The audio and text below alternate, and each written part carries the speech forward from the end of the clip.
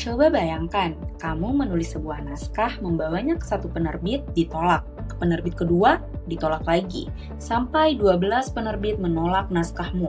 Saat itu, kamu seorang ibu tunggal, bercerai, hidup dari tunjangan sosial, dan sempat berpikir dirimu adalah kegagalan terbesar yang pernah kukenal. Nama perempuan itu adalah J.K. Rowling. Dan naskah yang ditolak 12 kali itu bernama Harry Potter. Hari ini saya tidak akan bicara tentang cara menghindari kegagalan. Saya akan berbicara kenapa kegagalan justru guru terbaik yang pernah kita punya. Tahun 2008, J.K. Rowling diundang bicara di wisuda Harvard.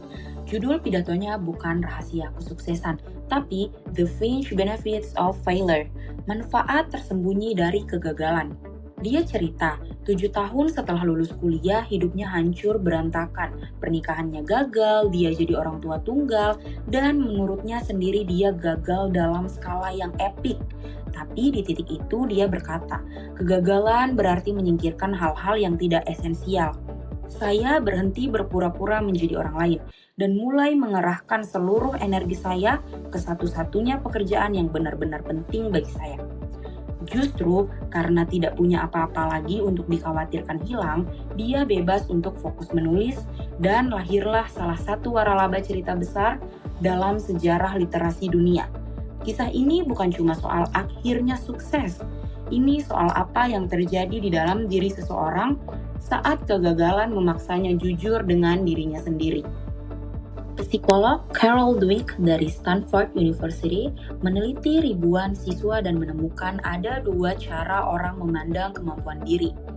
Fixed mindset, percaya kemampuan itu bawaan dan tetap, dan growth mindset, percaya kemampuan bisa berkembang lewat usaha.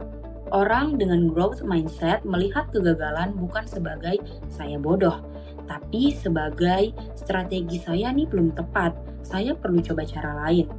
Riset ini dibukukan dalam Mindset, The New Psychology of Success, dan sampai sekarang jadi salah satu rujukan paling banyak dikutip di bidang psikologi pendidikan. Thomas Edison dikutip berkata dia tidak gagal, dia hanya menemukan ribuan cara yang tidak berhasil sebelum menemukan filamen lampu yang tepat. Yang menarik di sini bukan jumlah percobaannya, tapi bahwa dia tetap kembali ke laboratorium keesokan harinya. Itulah resilience, kemampuan bangun lagi setelah jatuh, bukan tidak pernah jatuh sama sekali. Rasulullah Shallallahu Alaihi Wasallam bersabda, setiap anak Adam pasti pernah berbuat salah dan sebaik-baik orang yang berbuat salah adalah yang bertaubat. Hadis riwayat At-Tirmizi. Hadis ini menegaskan, bukan manusia sempurna yang dimuliakan, tapi manusia yang mau memperbaiki diri setelah jatuh. Artinya, kegagalan bukan aib yang harus disembunyikan, tapi proses yang harus direspons dengan perbaikan. 3 hal yang saya ajak untuk kita bawa keluar setelah menonton video ini. Yang pertama, mulai hari ini catat setiap kegagalanmu bukan sebagai aib, tapi sebagai data pelajaran.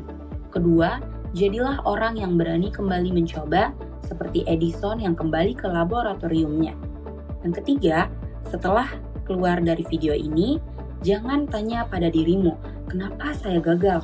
Tapi, tanyalah apa yang gagal ini ajarkan ke saya, dan siapa yang bisa saya bantu dengan pelajaran ini.